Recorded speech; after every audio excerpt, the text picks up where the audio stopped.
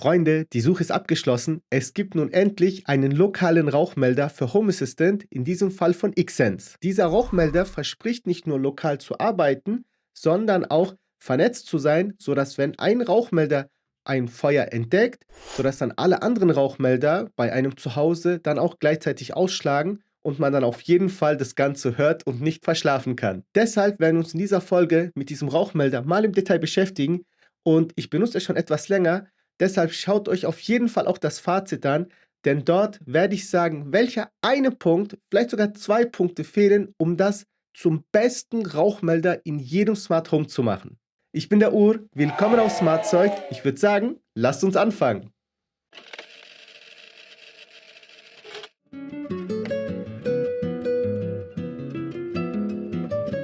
Kommen wir nun zum Unboxing und Lieferumfang des Xsense XS0B-MR. Wir haben hier einmal die Station, ein 230 Volt 5 Watt Netzteil, dazu ein Kabel und hier nochmal Bedienungsanleitung und Papierkram. Und je nachdem, für welche Paketgröße ihr euch entschieden habt, bekommt ihr unterschiedlich viele Rauchmelder mit Montagezeug.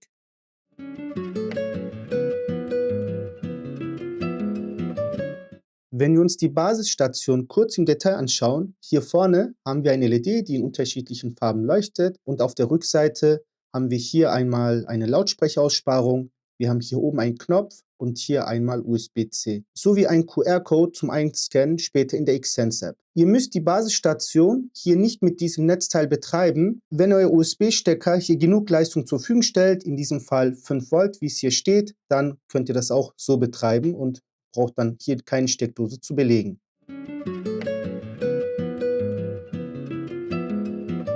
Schauen wir uns den Rauchmelder kurz im Detail an. Wir haben hier vorne einen Knopf. Damit könnt ihr den Rauchmelder testen. Dies ist nur ein Test. Test abgebrochen.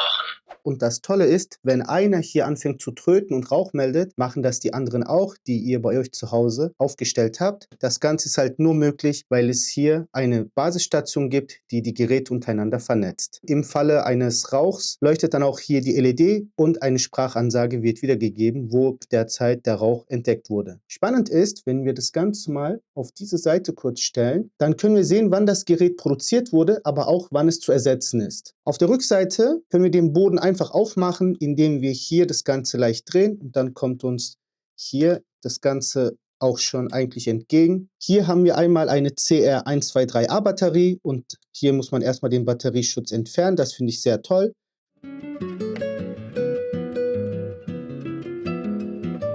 Legen wir los und verbinden das Ganze mit der Xsense-App. Ich benutze hier meinen USB-Stecker an meinem Schreibtisch, weil das hier von der Leistung her ausreicht. Alternativ könnt ihr aber auch den mitgelieferten Stecker benutzen. Jetzt fährt das Teil hoch. Die Verbindung mit der App ist hier relativ unspektakulär. Man muss das Ganze scannen, einen Raum hinzufügen. Einziger wichtiger Hinweis hier, die Räume, die ihr hier zur Auswahl habt, diese werden auch später bei einem Brand dann ausgegeben. Weitere Räume können hier nicht manuell zur Sprachausgabe hinzugefügt werden. Einfach für unseren Test fügen wir jetzt noch einen weiteren Rauchmelder hinzu.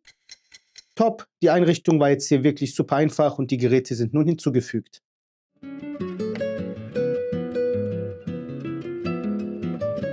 Ich glaube, es wird laut.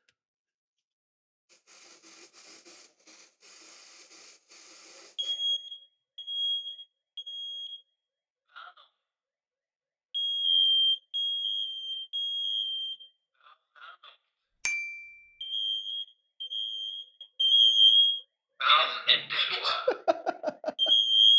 Wenn dir das bisherige Video geholfen hat, gefallen hat, denkst du, es ist zu viel verlangt, wenn ich jetzt nach einem Like und einem Abo frage?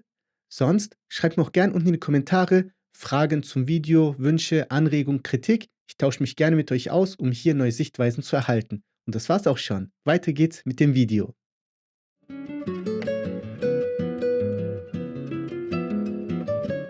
Jetzt kommt der coole Teil, denn wir sorgen dafür, dass wir die ganzen Rauchmelder nun lokal mit unserem Smart Home, in diesem Fall mit Home Assistant per MQTT nutzen. Um das Ganze umzusetzen, braucht ihr das Add-on Apps, heißt es ja mittlerweile.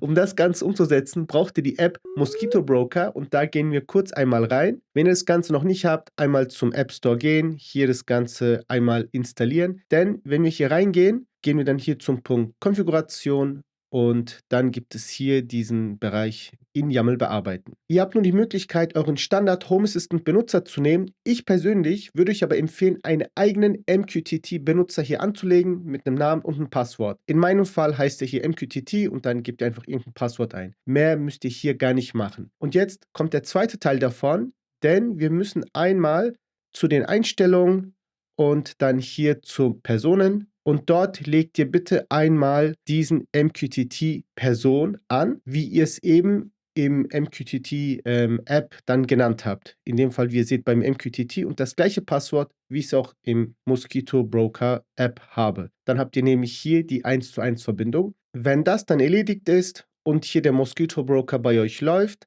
dann gehen wir hier einmal zur Xsense App.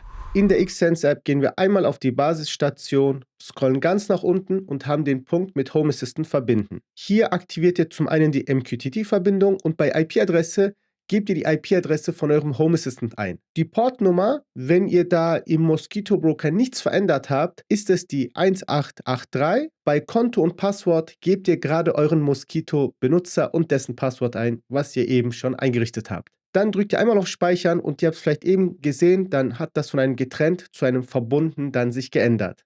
Jetzt kommt der coole Teil, wir gehen einmal zu den Einstellungen, dann zu Geräte und Dienste. Wenn ihr nicht schon die MQTT-Integration hinzugefügt habt, könnt ihr das einfach ganz schnell machen, da muss man großartig nichts einstellen. Dann geht ihr dort rein, bekommt ihr, wie in meinem Fall, dann die ganzen Rauchmelder hier ins Home Assistant gepusht. Und wenn wir in so einen Rauchmelder mal reingehen, dann können wir hier einmal den Batteriestatus sehen, das ist sehr gut, damit können wir eine Automatisierung machen. Wir können den End of Life hier einmal sehen und uns dann dementsprechend hier vorbereiten. Ganz spannend, wir haben hier den Smoke-Status, denn den könnten wir zum Beispiel benutzen, wenn ein Rauch dann erkannt wird. Und mehr gibt es hier nicht und das bringt uns genau zu unserem letzten Punkt hier in diesem Video und zwar zu einer passenden Automatisierung mit, in dem Fall, den Rauchmeldern.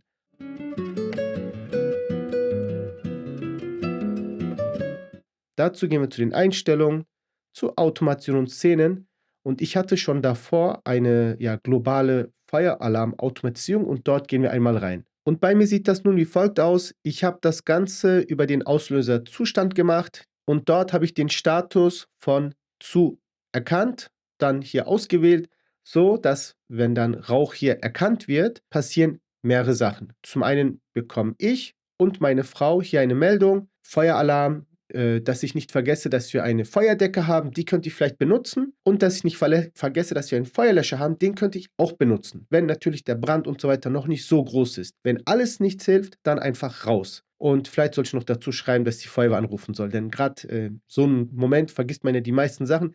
Da hilft es hier einfach, so eine kurze Kette zu haben, was man eventuell machen sollte. Dann werden bei uns alle Lampen eingeschaltet und ich mache das Ganze über das Label Lampen. Das heißt, immer wenn ihr eine Lampe in euer Home Assistant hier reinbringt, pro Tipp, packt das direkt in ein Label, Leuchten, Lampen, whatever, sodass ihr es dann in so einem Zustand dann alle Lampen mal gesammelt habt und das dann hier antriggern könnt. Das Ganze auf eine annehmbare Farbtemperatur und 100% Helligkeit. Und als nächstes haben wir hier Abdeckung öffnen. Ich habe alle meine Rollladen in einer Gruppe drin und das habe ich dann hier mit Rollladen alle genannt und das Ganze wird geöffnet. Und es kann ja sein, dass das Ganze nachts passiert. Dann möchte man vielleicht nicht noch mit einer verschlossenen Tür hier rummachen. Also wird hier die Eingangstür einmal aufgeschlossen. Wenn ich jetzt etwas Wichtiges vergessen habe, was in so eine Automatisierung für den Feueralarm rein sollte, dann schreibt mir es gerne unten in die Kommentare. Nicht nur ich, sondern die gesamte Community würde sich dann über euren Input freuen.